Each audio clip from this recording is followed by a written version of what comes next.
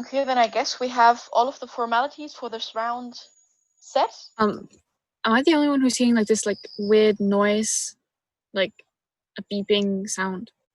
I can also hear it. Us too. Me too. Okay, so maybe if I mute myself, maybe that's the sound.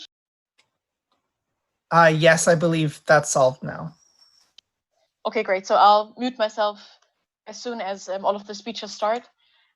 Okay, so then any other issues, or apart from the beeping, was that it? Okay, so it seems to have been it. Then I would like to welcome all of you for the first round of online WSDC 2020. Even though we can't see each other in person, this is still quite a nice way to get to experience this. I would like to welcome the first speaker of Team Proposition of Team Denmark to give their speech. And yes, the floor is yours. Thank you. The global war on drugs, which has been waged for more than 4 decades, has incarcerated millions of people, empowered gangs and cartels, and culminated in the worst opioid crisis in modern history.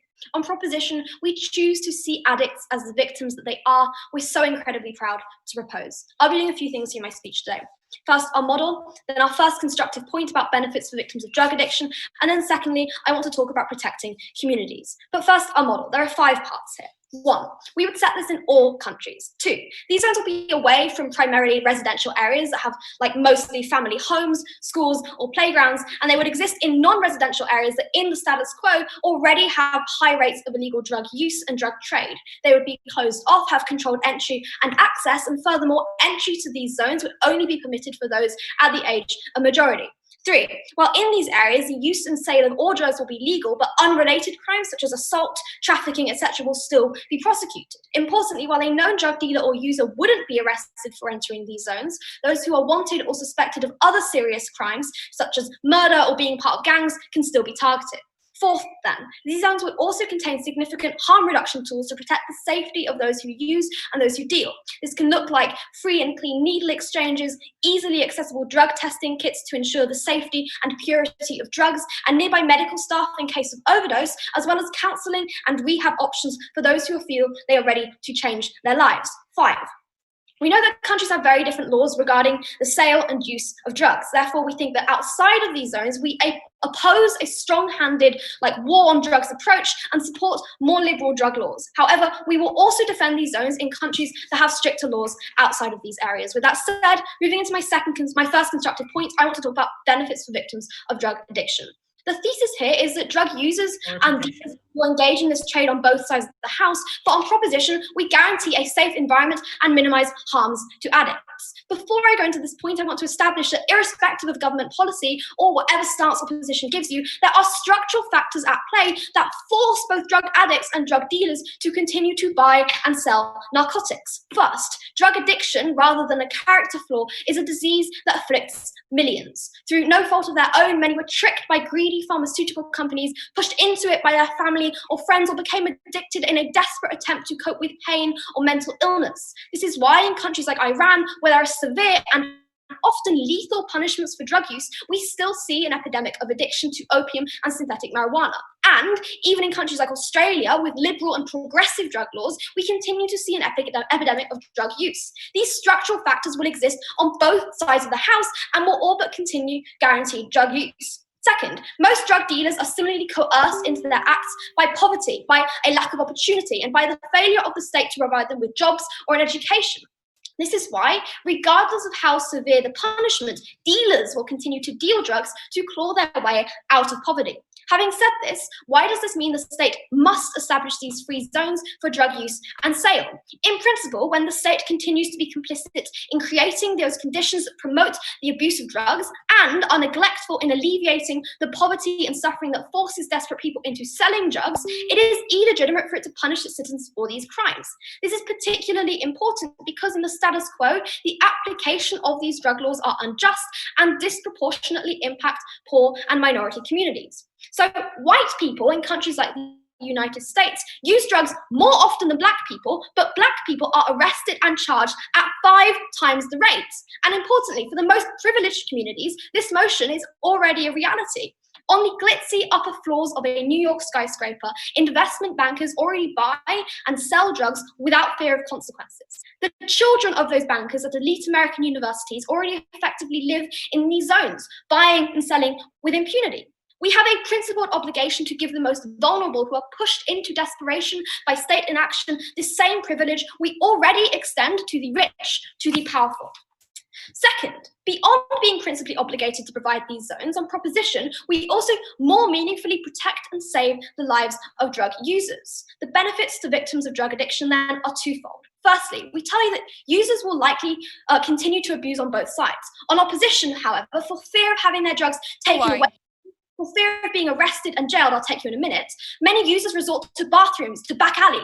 This leaves them particularly vulnerable, without help like naloxone in case of overdose, without clean needles to avoid spreading diseases like HIV, and unable to test their drugs for toxins like fentanyl, and without access to counselling to help individuals make informed choices or provide help for those seeking to end their addiction. These are all things that we provide on our side through these designated drug zones that are able to provide targeted outreach to abusers. Before I move into the second part of this point, yes, I'll take your PY. Why the drug users in your non-residential areas will go and undergo the treatment that is provided there? Okay, so we think there are like a myriad of reasons why people are actually like going to go to these areas. Meet will expand more on this in her point, but we think that actually just the fact that these places are legal is a really, really big incentive for people to go there, since they won't be like arrested. Second of all, we think that drug users are actually really interested in their own safety. So like given the choice between like reusing needles, which may give them HIV, or having free access to clean needles, they will choose the safer option. But secondly, we also protect users by removing the risk and vulnerability of being a customer on the black market. So we tell you that vulnerable communities like women, like gender minorities, face disproportionate rates of violence and sexual assault when trying to purchase these drugs, with dealers often extorting or physically harming them. The criminalization often necessitates that these sales occur in dark or isolated areas where these vulnerable groups can be attacked without witnesses, and the fear of stigma or jail time discourages many victims from going to the police. These groups will buy drugs on both sides of the house, but on prop, we let them do it safely. With that said, moving into my second constructive point, I want to talk a bit about protecting communities. The thesis of this point is that in the status quo, the drug trade harms vulnerable communities. And I'm going to prove that on prop, we're instead containing the spread of drugs and protecting these vulnerable communities. Let's begin with setting some important context. We tell that most of the poorest and most vulnerable communities in the status quo already face rampant rates of drug abuse and the social costs that accompany it. So this looks like neighborhoods such as Vancouver's downtown east side, which is both the poorest postal code in North America and the epicenter of the opioid epidemic. Importantly, however, in the status quo, the harms of this drug use spills over into local communities, into schools, into neighborhoods. When users are slumped outside your apartment building when you leave for kindergarten in the morning and the local park is littered with needles, it makes it harder and more dangerous for local small businesses to prosper, for children to walk to school, and for families to feel safe. We changed this on prop. First, when drug trade is confined to a supervised and clearly marked area, it no longer pervades every nook, every cranny of already vulnerable communities, because users concentrate in a protected and secure area. So after a drug consumption room was opened in Barcelona, the number of stray syringes found on the streets fell from 13,000 to just 3,000 per month. Secondly, it is only when drug use is contained and these communities deemed safe that they are likely to attract investments, customers to small businesses, and other opportunity. This current lack of investment is a massive harm and opposition, because it is this lack of investment that caused the very economic decrepitude from which drug trade was born. A dark and violent spiral of poverty is perpetuated under the opposition. On prop, we contain drug trade and allow for improved development in the surrounding community. We're proud to stand for safety. We're proud to stand for justice. We're so incredibly proud to propose.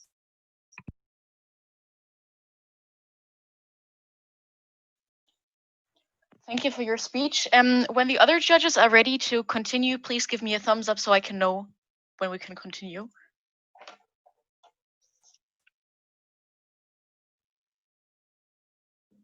Okay, so thanks a lot for your speech. And also I forgot to ask in the beginning for the next, or for the speaker for the preference how to indicate points of informations. So for the next speaker, please, before you start, you could say either if you would like to have the other speakers unmute themselves or hold up a piece of paper where it says POI. Okay, thanks. So now please welcome the first speaker of Team Opposition to open their case. Okay, so like just to test audibility, is this okay? Okay, yeah, so we would like the entire team would like to have POIs, you know, set like through vocal ways, so we're okay with being interrupted. And we apologize if we have interrupted anyone before. Okay, so 3, 2, 1. We think that harm reduction is an honorable approach. However, we want to adopt it as well. But where side proposition actively encourages and supports drug use, we want to help people on the path of recovery, and that is the main difference. 3 things in my speech. First, our stance. Second, rebuttals. And third, our own argument about why proposition scales up drug use. 3 points under our stance. Firstly, we want to adopt locally based initiatives, such as like NGOs reaching out to like local drug groups and offering them like peer-to-peer and a peer-to-peer approach, offering them clean syringes, or for example, also drug testing kits, but also recommending them specific treatment facilities, right? Secondly, how do we want these treatment facilities to look? We're talking about like examples from specific parts of England or where it is right now being implemented in Germany, which means that we want like psychological counseling. We want, you know, we want to give them methadone, or we want to even give them job training to help them reintegrate back into the society.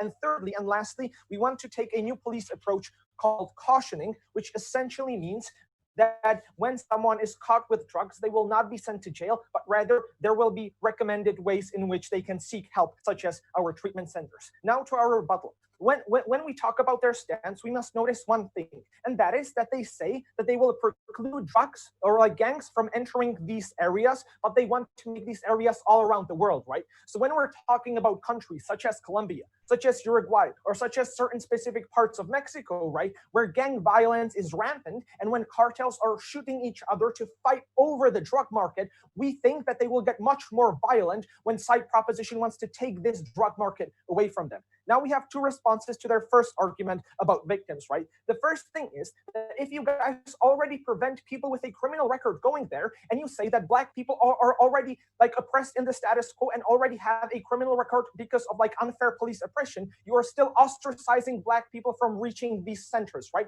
But secondly, we give you several reasons as to why the most vulnerable people will not access your area. The first one concerns policing, because if you want to check people's age, which you said you want to, and if you want police to be there to prevent crime, most drug addicts won't go there because they generally distrust the state and they distrust the police, right? Secondly, we talk about no thank you, established communities in the status quo where drug users already know where to find drugs, which means they do not necessarily have an incentive to go to these areas.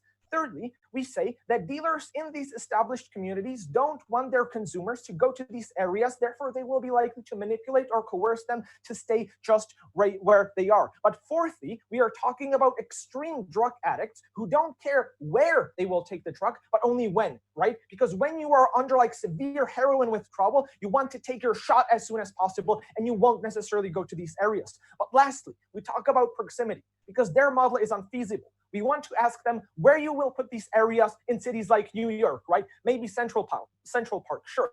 Where will you put them in Tokyo, guys? Like, please answer this, because we think these areas will not be accessible to the vast majority of people. Now note, and now this is very important, because insofar as proposition doesn't help the people that are the most vulnerable, their like arguments are largely not real, right? Because we hardly mitigate them. But this is also different under our side, because we take a localized NGO approach where we reach out to these people directly, where we do not discourage them through policing, which is something they said in their model. 2 quick responses to their second argument. Firstly, we say that like you're making it easier to get drugs out in these specific communities when you are like creating epicenters where they are legal. We say that you will easily get them out of there, right? But secondly, when you have a poor community, we think the locals will be like pretty angry if instead of investing into like their underinvested schools, you rather invest to help like drug addicts that people already see as someone that is like, you know, leeching from the state and someone that is quite problematic. Now moving on to my first argument as why side proposition, I'll take you in a second, scales up the drug use, but go. Please engage with our analysis where we told you that the drug use that is rampant in these communities is actually what's holding back investment, actually what is stopping them from investing and making their community better. We say that like on average, the political backlash that will be generated from the locals will like discourage any like long-term investments into your area. So we don't think that they are sustainable because of that, right? Choose like a better model such as ours. Okay, to our own argument, we bring you 4 points about scaling drug use. The first one concerns eliminating risk factors. 2 examples here. The first one concerns legality, because note that in the status quo, a lot of people want to try drugs just because they are interested, because they want to cope with anxiety or depression, or because their loved one has left them or their family member has died. They are usually discouraged because they don't want to have a criminal record. They don't want to face any risk of being caught by the police, but Proposition eliminates that. But the second example here concerns access, because most people in the status quo have literally no idea where they should get heroin or cocaine, but Proposition tells them, hey guys, it's right here.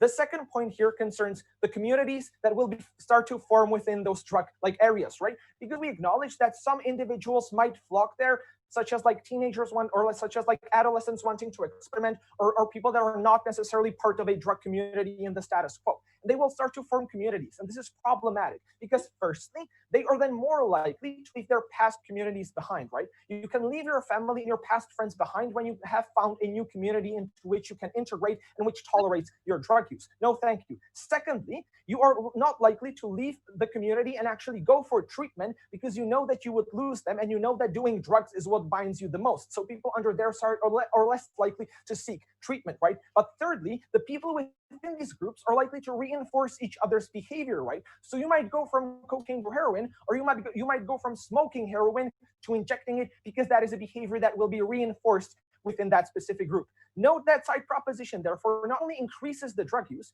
but also scales it up as people are more likely to try more intense drugs. The third point under this argument concerns prescription medication, right? And this is something that they talked about as well.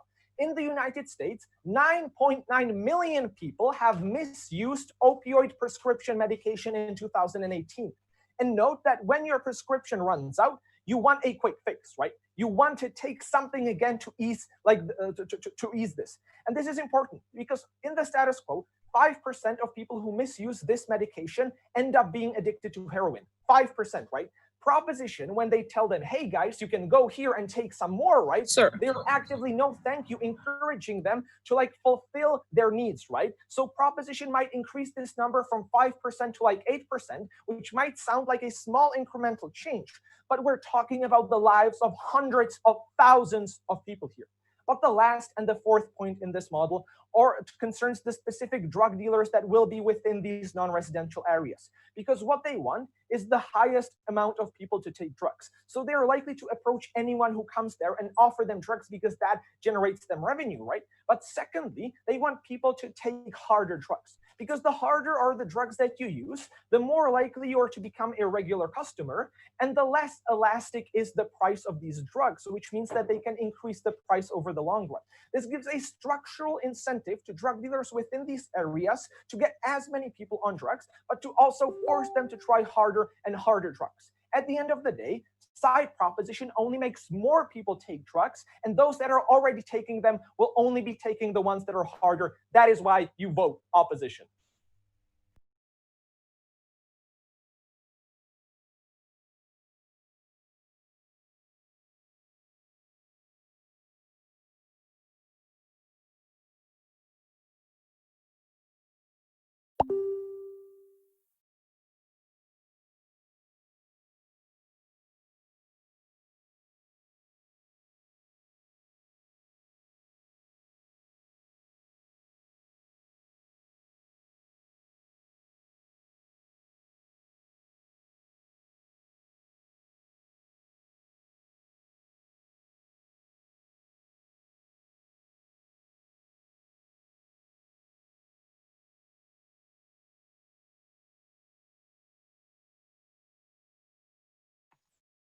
Okay, thank you for your speech. The other judges, are you ready? Okay, perfect. Then please welcome the second speaker of Team Proposition to continue their case.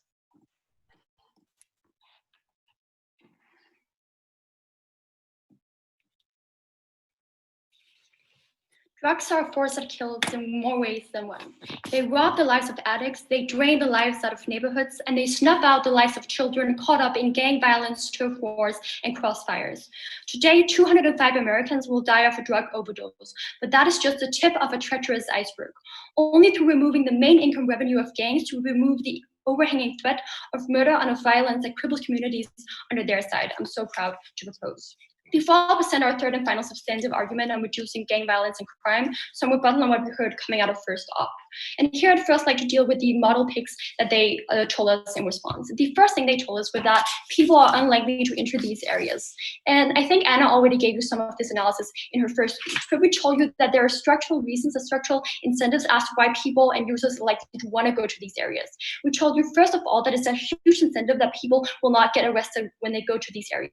We told you, secondly, that there's going to be much safer conditions to actually get your drugs in. We told you that even for an addict, the value of a medical staff and the comfort of having test kits to check your drugs should not be underestimated. And thirdly, we want to say that the fact that you can come here and probably engage with drug dealers without getting caught up in other forms of criminal activity, which I'll get more into in my third argument, is a pretty huge incentive in and of itself.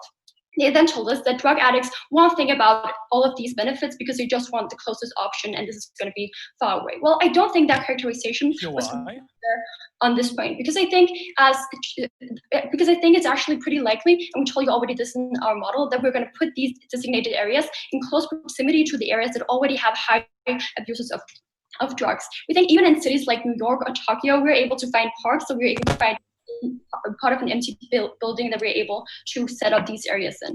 But thirdly, I think this was just largely uncomparative because even if all drug users is going to go to these areas, the fact that just some or just a few of these people will go to these areas is enough of a benefit for us to win this debate. But they then told us in their own stance that they're going to support local initiatives and treatment facilities on their side. Well, first of all, I think they here already agree that they see addicts as the victims that we characterized in our first speech. We think that largely conceded to some of our case.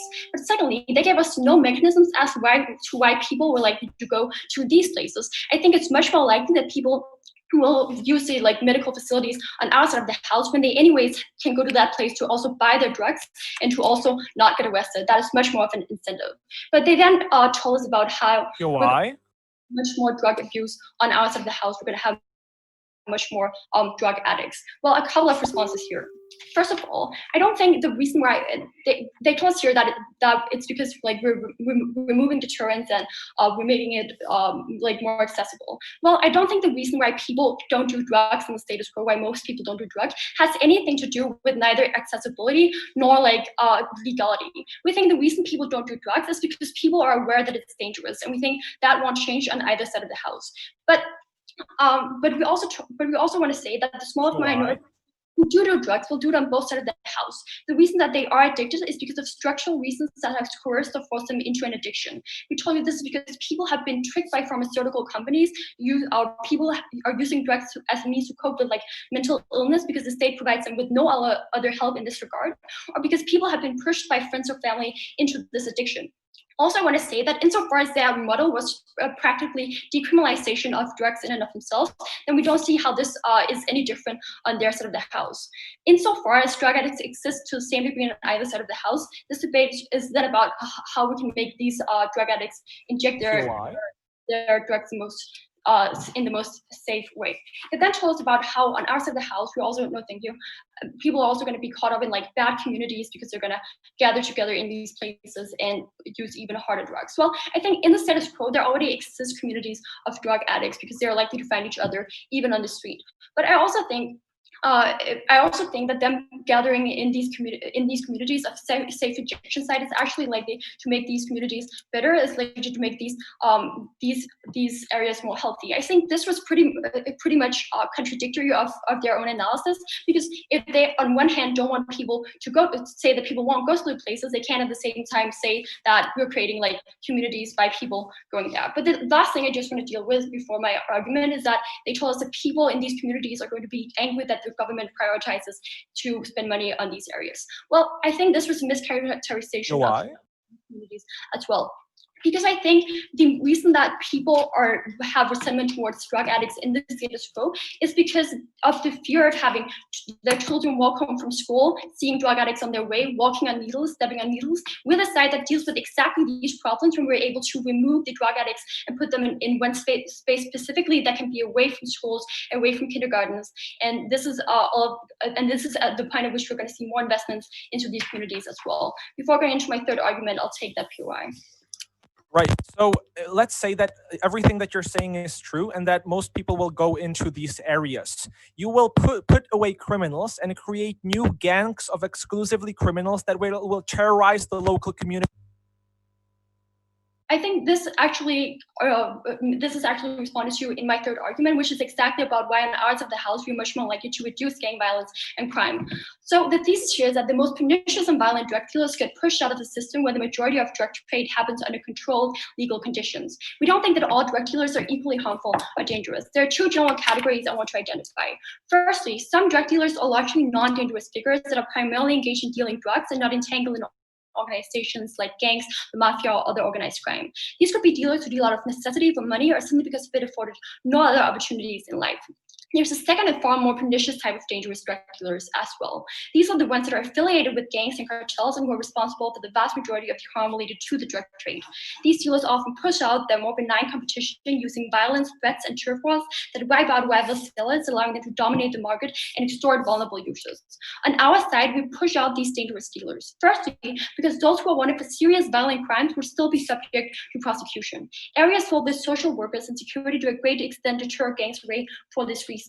Furthermore, the presence of these regulated areas strips gangs of their traditional means of undermining competition, such as threats or violence when dealing in their territory. This would allow those more benign dealers that are described above to thrive and steal market share from organized crime.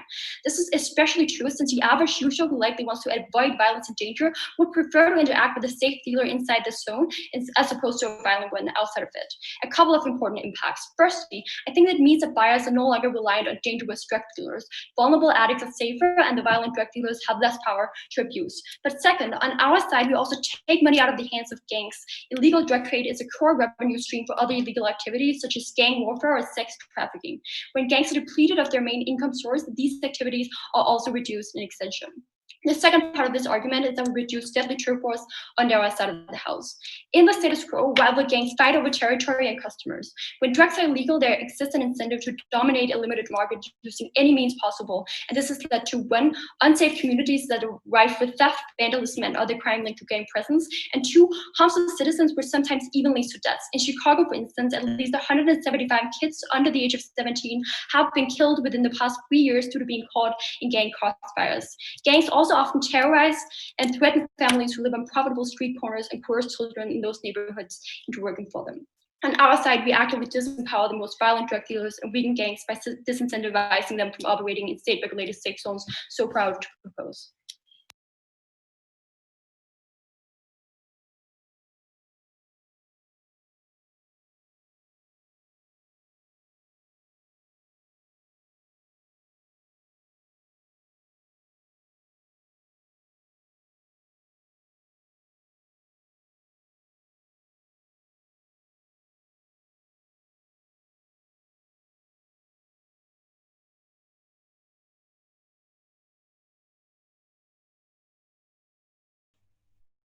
Excuse me, is that a yes?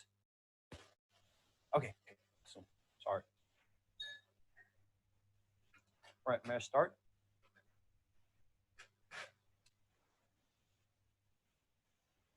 Ladies and gentlemen, the best piece of side proposition in this debate is to conserve the status quo and make it a tiny bit less dangerous. We believe that they offer you a world without hope of recovery. They offer you a world in which there will be more drug users and in which the most vulnerable drug users will be ignored. Before I get to the core questions of this debate, let me rebut the split that we just heard from the second proposition speaker. They talk about gang violence and how all out of a sudden these gangs would just peacefully go away. No, we tell you that they mischaracterize how these gangs work. Like if they already shoot up the state and are in some countries in direct war with it, we believe that they will continue with war, but only with state, even more so on their side of the house, because the state is actively taking market away from them. Therefore, they have to fight between each other and between the state for the remains of this market. We believe that that sufficiently deals with that argument. Therefore, let me get to one of the three key questions that I'm going to address in my speech, and that is why the treatment centers on our side of the house are a lot more efficient than those that you can find on proposition. Why is that? We tell you that first of all, it is the simple fact of location. Because our centers are not located in the park, this means that drug addicts struggling to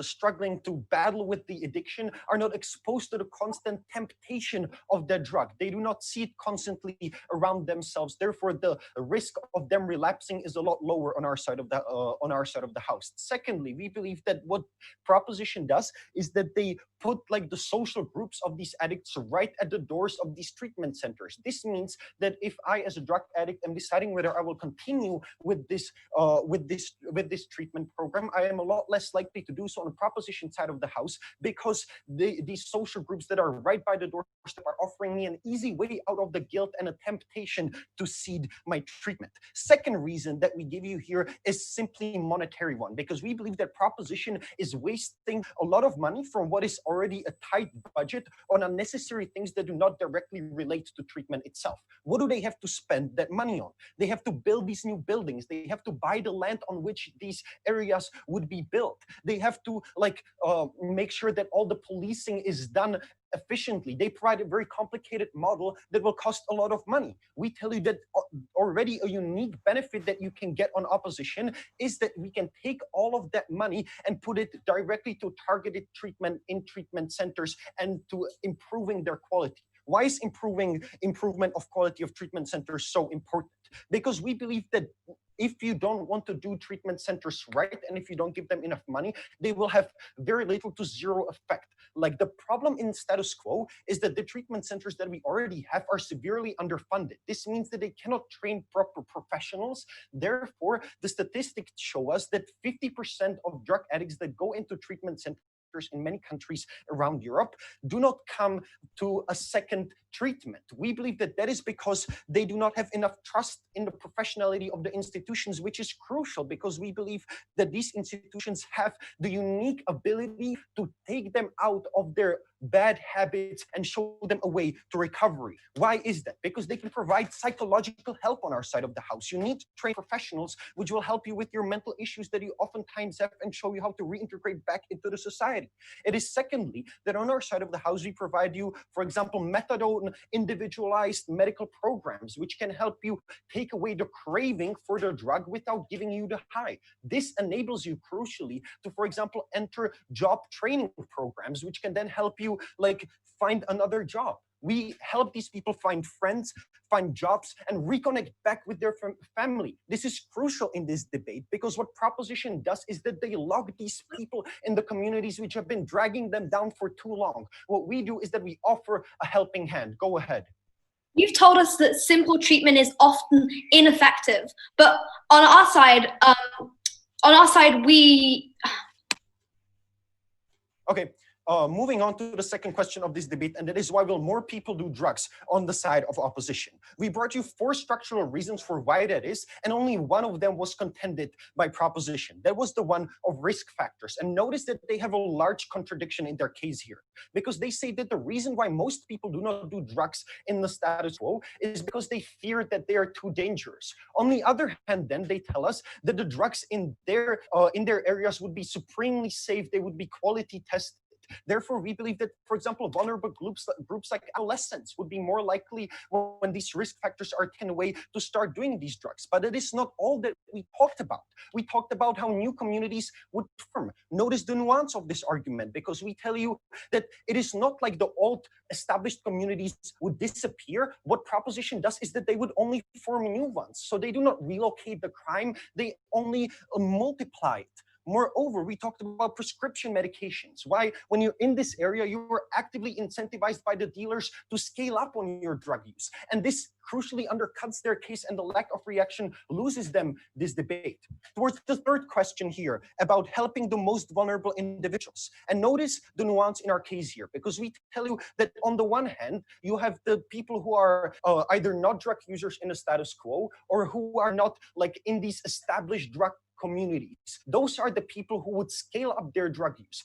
But then you have those who are extreme drug addicts who would not even go to these parks. And we believe that these are the most vulnerable groups in this debate. And again, we brought you 5 structural reasons for why they would not go to these parks. None of them was reacted in the second speech. And we tell you that these are most vulnerable because they're closest to death, deepest in their addiction, and most in need of help. We tell you that what we provide to them is our trained professional outreach groups, which have already proven to work in many European countries. And what they do is that they go into these communities. They interact with these people on a peer-to-peer basis. Therefore, they're able to individually pull them out of these communities and guide them to treatment centers. Secondly, why we uniquely reach them, what Proposition cannot get, is the point about cautioning, because we don't just throw them in jail how Proposition would do when they find them on the street. No, we guide them into these treatment centers again.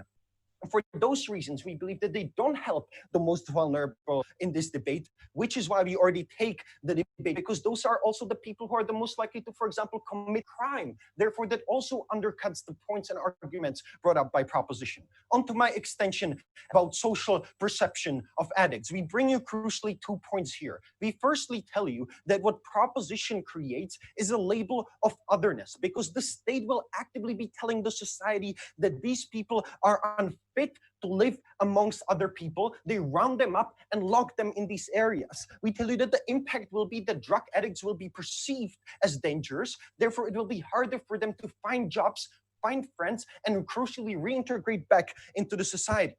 The second point here is that Proposition loses political capital for long-term upkeep of their program. This is because the media coverage will be very different on the 2 sides of the house. How so? Because on our side of the house, there is a case of a drug overdose and it gets printed in the media, it is blamed on the drugs, like drugs are seen as the problem. On side of Proposition, it will be the institutions on whom the blame will be pinned.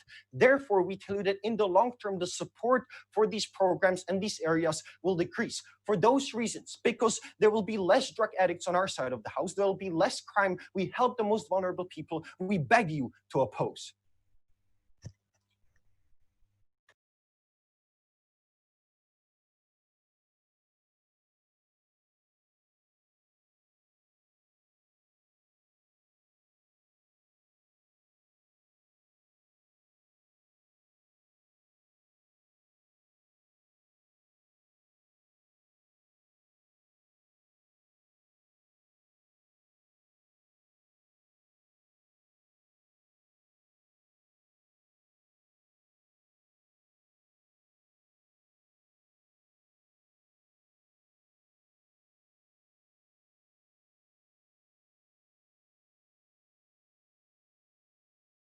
I would like to welcome the third speaker of Team Proposition.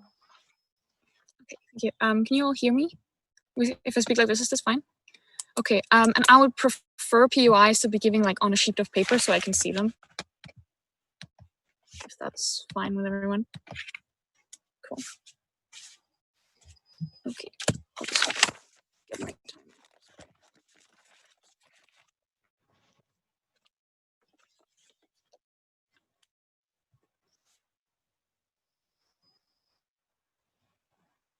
Team Opposition was very much in love with their own stance. But there are 2 main reasons as to why that stance cannot win them today's debate. Because they wanted to give more money to treatment centers. So the reason they cannot win this is because, number 1, more resources and more treatment and more harm reduction tools are not unique to their side. We told you already in our model why we can have that on our side. We don't think that wins them the debate. Secondly, it's because it doesn't address the most vulnerable actors who will still be addicted on either side of the house for the structural reasons that we gave to you, the structural reasons that they never engage with. And therefore, I'm so proud to be standing on side Proposition today. In my speech, I'm going to be looking at 2 main themes. Firstly, on the individual addicts and how we best help them. And secondly, taking a look at the theme of crime and how it impacts communities in general. Okay, first theme on individual addicts.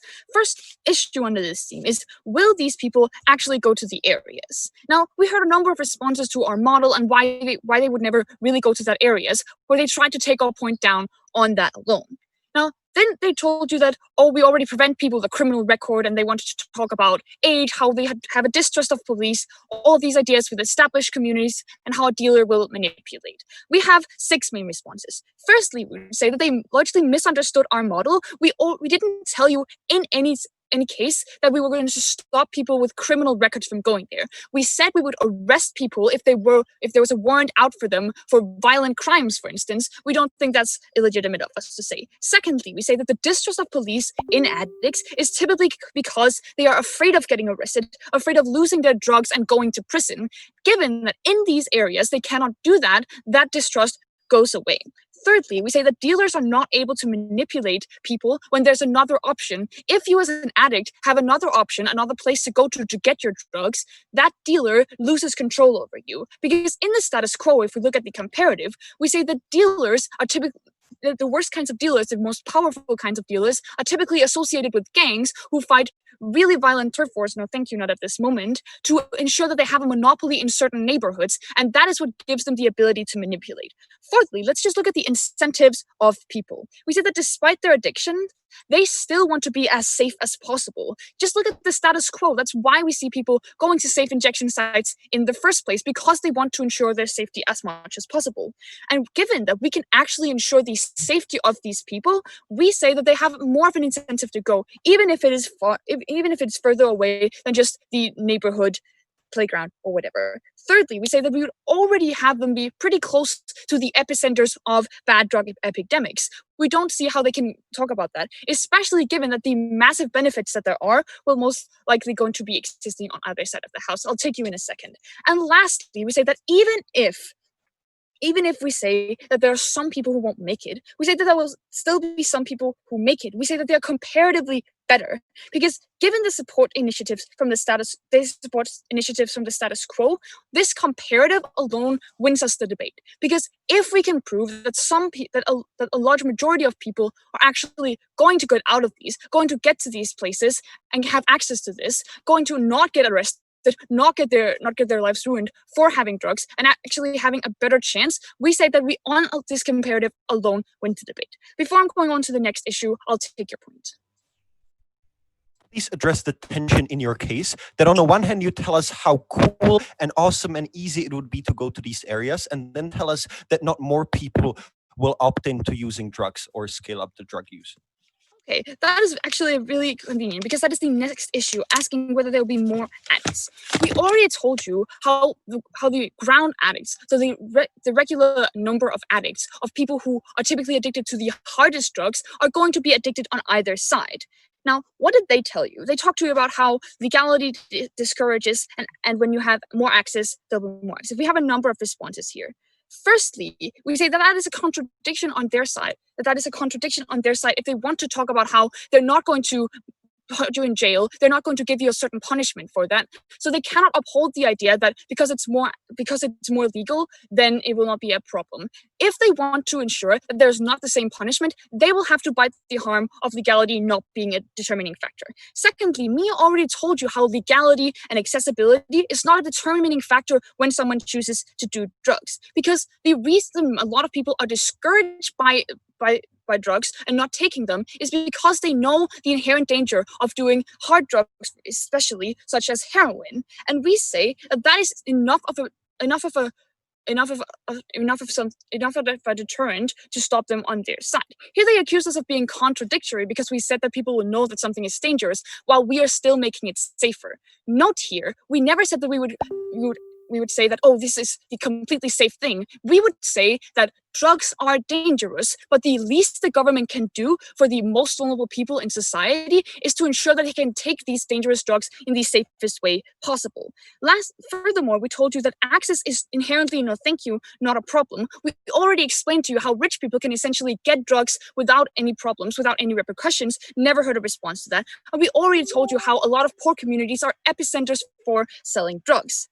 Furthermore, they wanted to talk about how these people create communities and then they'll just bounce off each other and make bad behavior. Firstly, we say that we don't think that these addicts would want to create a lot of communities in there because a lot of them are extremely ashamed of their addiction. A lot of them only go there to get their drugs, shoot their heroin, and get out. We don't think that that's going to help. Furthermore, the idea of prescription medication and then having these places to encourage them and tempt them essentially is a false argument. Because when they talk about this happens after these people got addicted, meaning that they don't remove the structural reasons for why people do drugs.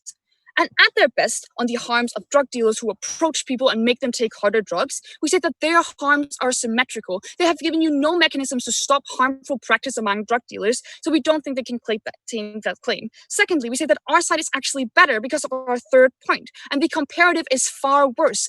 Because with unchecked drug dealers, which they would have on their side of the house, that is where they lace your drugs with fentanyl to ensure you get hooked instantly. That is where they can coerce you and assault you and violate you, which we also heard no response to. And on that alone, we win. But even if there are marginally more people, we say that it's principally better to help the most vulnerable people, that are not addressed in the status quo, that the state has categorically let down. They have never engaged with that principle either. We win on this theme. Then lastly, on the idea of crime and communities. Firstly, we told you how it benefits communities because these poor communities already have rampant drug use.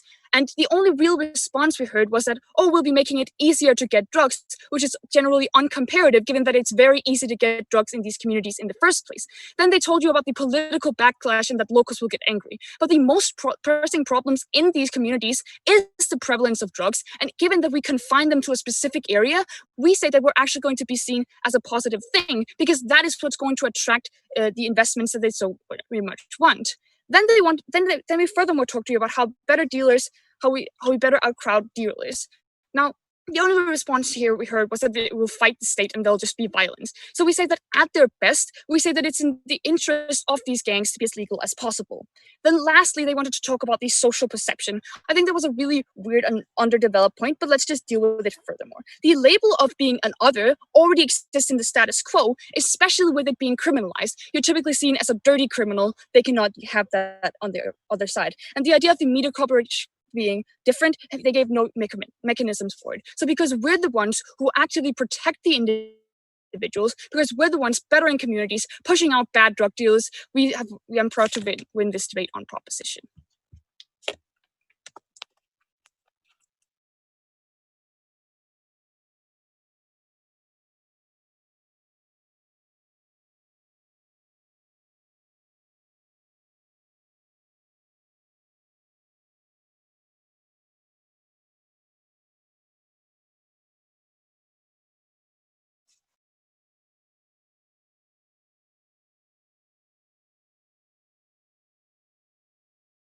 Yeah, you are.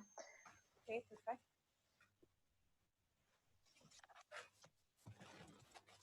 Just because of the fact that they dropped their split argument in their third speech, we believe that you can clearly see that their argumentation about gang violence is not standing in today's debate.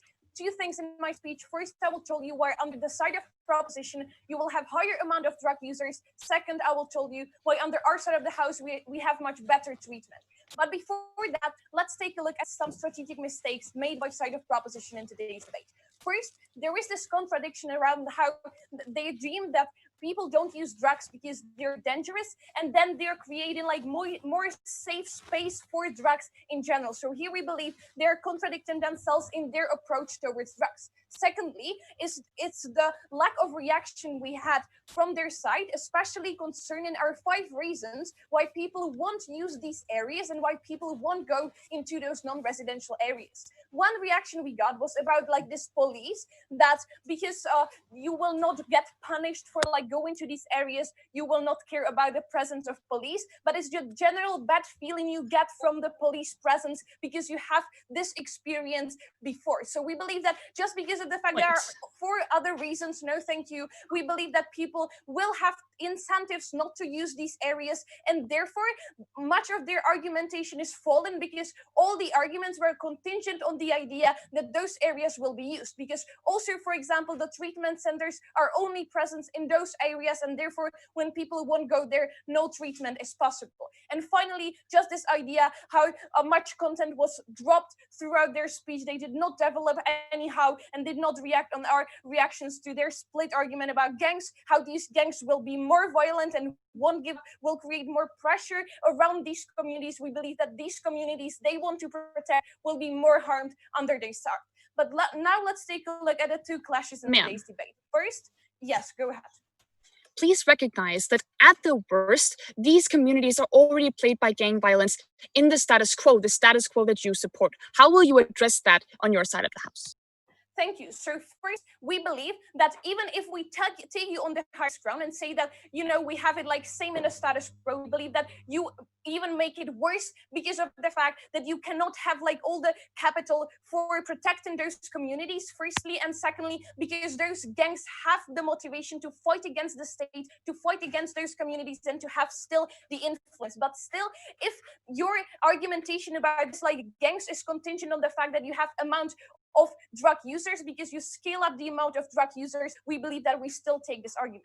So now let's take a look at first clash. This was basically our first argument. This was largely neglected by side of proposition. We told you here that first in the status quo, you have certain risk factors. That means that majority of people decide not to use drugs. And one of those factors may be the reality that using drugs is dangerous. But other factors are the fact that these drugs are illegal and those drugs are inaccessible. And those two factors are the ones that are mitigated by side of propositions. Therefore, they're creating more incentive for people to try drugs. For example, when they want to experiment with drugs. But we also give you unique stakeholder in today's debate, meaning about the prescription medication users. These are people who are already somehow addicted, and now they have the opportunity to solve their problem easily by going to these areas. There was no reaction whatsoever, and we believe just because of the fact that these are also vulnerable people we should protect, we are much more better in the protection as such. And finally, we told you that they are creating extra communities. They don't lower the amount, but rather create extra communities apart from the already established communities that will rather not go to the parks because they're already in the safe place they have. But because of those extra communities that will be in the park, the amount of drug users will only scale up. The severity of drug addictions will be much worse. But now let's take a look at the next question of today's debate, being the treatment. So which side of the house has better and more effective treatment, and therefore which side of the house has better results concerning those drug addicts? And here we believe it is crucial because also they themselves said that those drug addicts are the ones that they want to protect the most because they're the victims that we need to care for. So there are 4 steps of the treatment we want to undertake. First step is just this idea of being informed about the treatment. And here they told you that we are not somehow exclusive. But the point is that we took this localized approach. We have those NGOs that are going to those communities that are finding out actively the squads in which the drugs are taken. No, thank you. And therefore, those people will get the information about the possibility of taking up treatment. Note that the side of proposition is not reaching these people at all, therefore not giving these people any chance whatsoever to undergo the treatment as they don't have the information necessary. But even if we say that the side of proposition has informed community of drug dealers, we say that they're failing in the second step, and that's the decision to undergo the treatment, because they're creating the stigma around these people. This was our split argument, also not really reacted to the core of the argument, how they're labeling these people, that these are the people who we should rather ostracize from the society, how we should rather avoid them because they're somehow dangerous and not normal. We believe that because of this existent stigma around these people, these drug users won't decide to undergo the treatment because they don't want to be member of this society that rejects their presence. No, thank you. And secondly, because of this idea that they create create like this safe drugs, safe haven, like for drugs, safe non-residential areas, we believe that they're demotivating these individuals to undergo the treatment, and therefore this decision is less likely under the side of proposition. But even if we say that these people will decide to undergo the treatment, we believe that in a third step in the treatment, that it is necessary to start and continue with the treatment, they are failing the worst. No, thank you. And these are two ways. First, we told you that we have more treatment of higher quality, and secondly, we have better environment for treatment. Note that they did not really respond to any of this analysis given to you in our second speech. First, about the quality, we told you that there is inherent opportunity cost under their side of the house, because when they have this like limited budget of money that goes on this like drug policy, we say that when we take this money, instead of putting them to those non-residential areas, we put them to those treatment centers. We're much more effective in creating better treatment overall. We're much more likely to be successful in treatment. But second factor here is the environment. And note that this is also crucial, because when you want to fight addiction, you need to also work with your mental state. And when you have constant mental association with the place where you once took the drug, and it is the same place where now you have to treat yourself from the drugs, because of this always present temptations and cues from the environment, you're less likely to be successful in this treatment just because of this mentality behind it. But finally, even if we say that under their side of the house, some people will undergo the treatment, we tell you that for them it is very difficult to integrate back to the society, because they create much more stigma around these individuals, because they say that those are the individuals that should be reallocated from the society, because we are the side that has less amount of drug users, because we provide better treatment. You should vote opposition.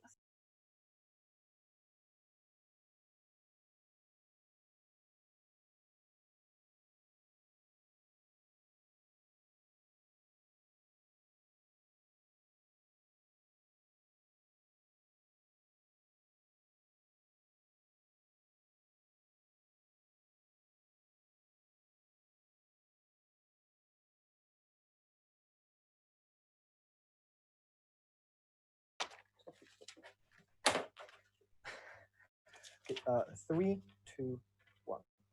The saddest sight one can encounter is a drug addict on the ground, a mere shell of what he once was, former self. On prop, he would be confined to his established community without a hope to ever recover, relapsing after every try. What we offer is a helping hand. Two things I'll do in my speech. First, I'll talk about crime. Second, I'll talk about the quantity and magnitude of drug users. So firstly, crime, right? First thing to note here is that side proposition like completely dropped their own split about gang violence, right? Not only because we already refuted in the first speech, right? But also because they acknowledged that the fact that gangs are already violent when they like fight because of the drug market between each other, they would probably be violent and fight against the state as well, right? This is very important, because this is closely related to their own argument about poor communities, right? Because what they say here is that communities that already have limited funds and that already are underinvested into have the capacity to police these areas properly and to fight against gangs, right?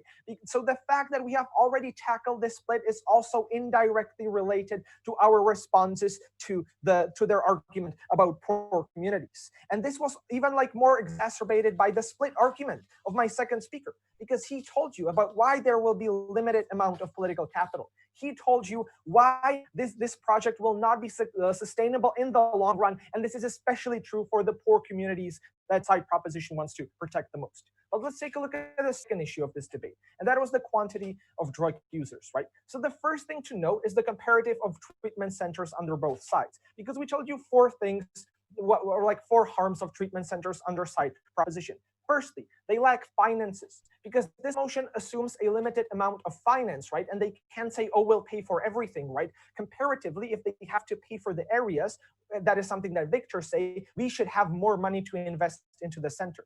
Secondly, we talked about the effect of the areas on the treatment itself, right? The fact that when you go through the area and see the availability of drugs makes you more likely to relapse. The fact that you have your own social group in the area, making it more harder for you to break out of the cycle and giving you an easy way out. But the third thing that Viktor told you was about political capital, right? The fact that since it is hard to garner political capital as a politician to sustainably manage these areas means that the treatment centers will be underfunded. But lastly, and perhaps most importantly, we talked about stigma. Why it's so hard to reintegrate into society even after you pass through the treatment center underside proposition. And note that all of this was contingent on them actually showing that the most vulnerable people will flock to these areas, which they didn't. We provided you 5 structural reasons, and they still haven't said how they want to manage this policy in big cities like Tokyo or New York, right? They have huge gaps in this, which they have not yet resolved, and it's too late right now. Because we, on the other hand, reach out to them directly, invest into NGOs, and we take a localized approach, we are comparatively more likely to be able to reach the communities that need this help the most, right? But note that this is not all, because the last thing here is that side proposition actively creates new drug users and encourages them to scale up their drug use. We gave you 4 reasons in our first argument, and the one thing that they did when reacting was contradicting themselves when they were talking about risk factors, because they said, oh no, it's because drugs are dangerous, and that's why they are afraid of them, so we make them safe and pure, right? They have only undermined themselves with that. So not only do they have bad treatment centers, not only do they exacerbate crime, but they also actively encourage the scaling up of drug use. And that is why your ballot should go to side opposition.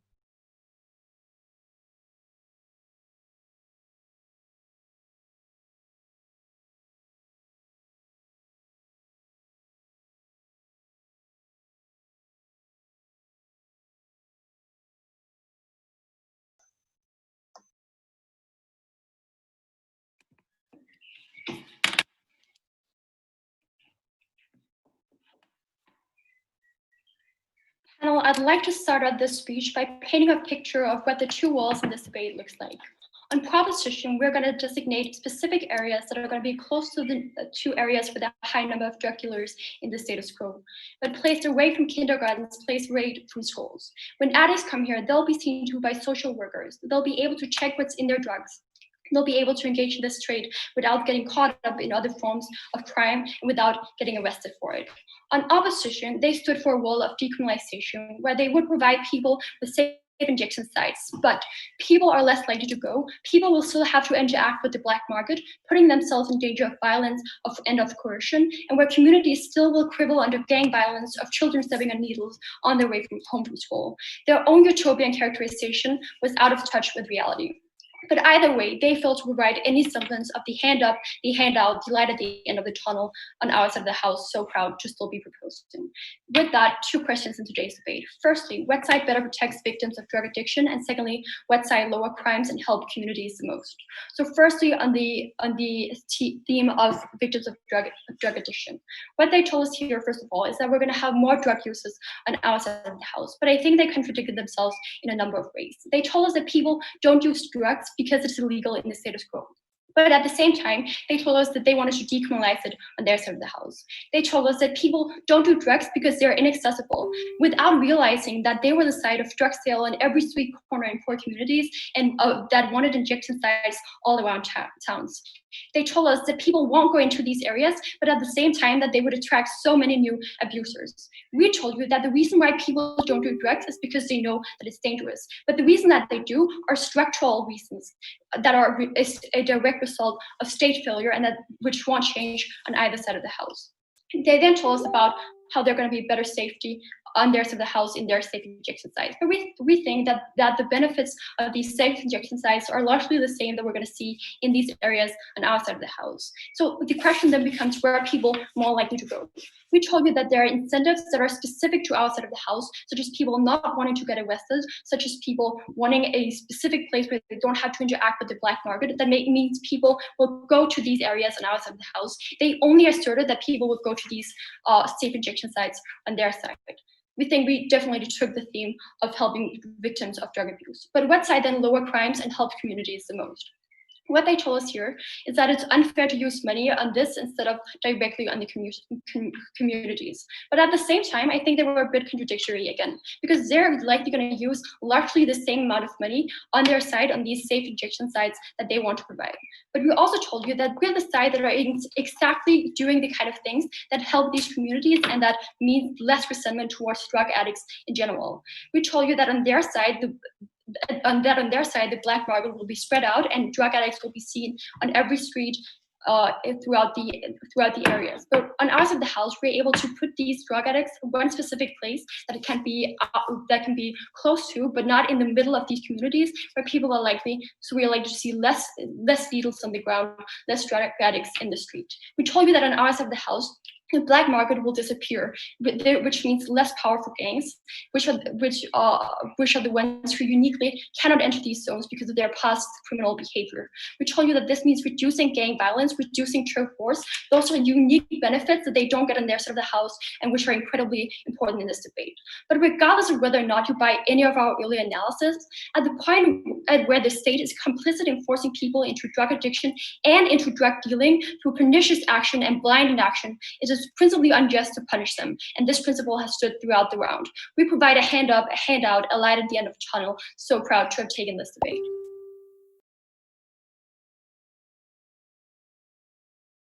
So thank you very much for this round. It was a very, very interesting round. What I will do now is send the message to the organizers that they will get us judges out of here.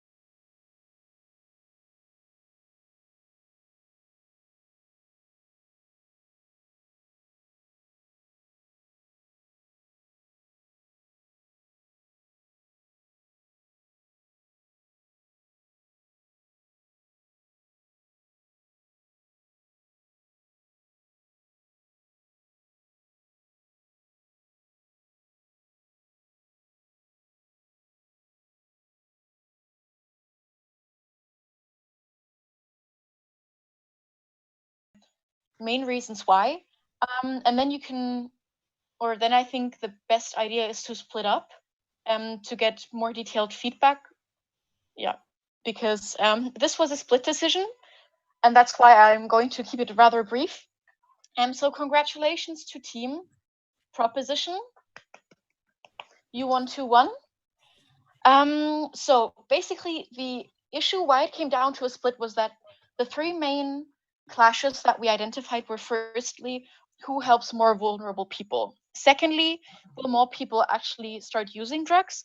And thirdly, is the community going to be more safe? Will there be less violence? Will there be more violence, especially connected to the gangs, but also the other effects of drugs? We had the impression that in general, both sides had some issues with engagement.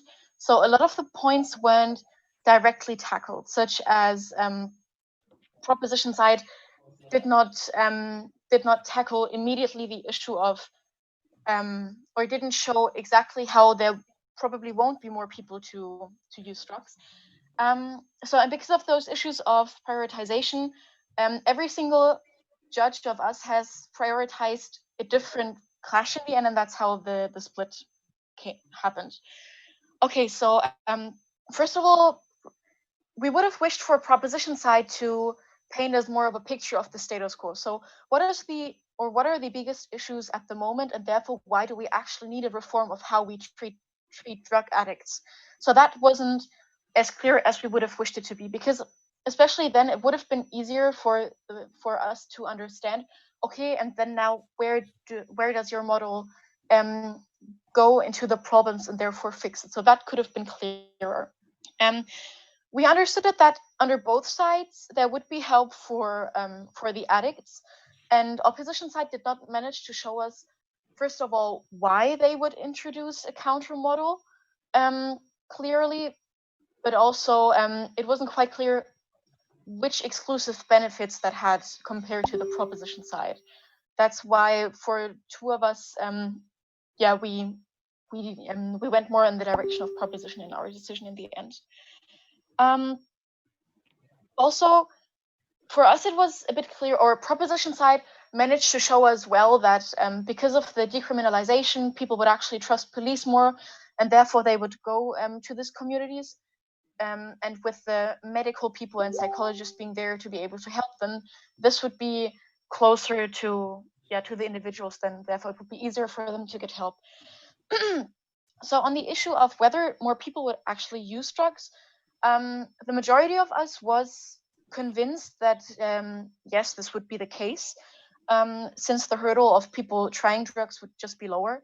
But what opposition side failed for us in that point was to show us that, or for the majority of us, was to show how then the amount of people who would now be introduced to drugs is higher than the ones who would benefit from the model that proposition side showed us, or at least how this impact would be more important than the impact of proposition's implementation of the model.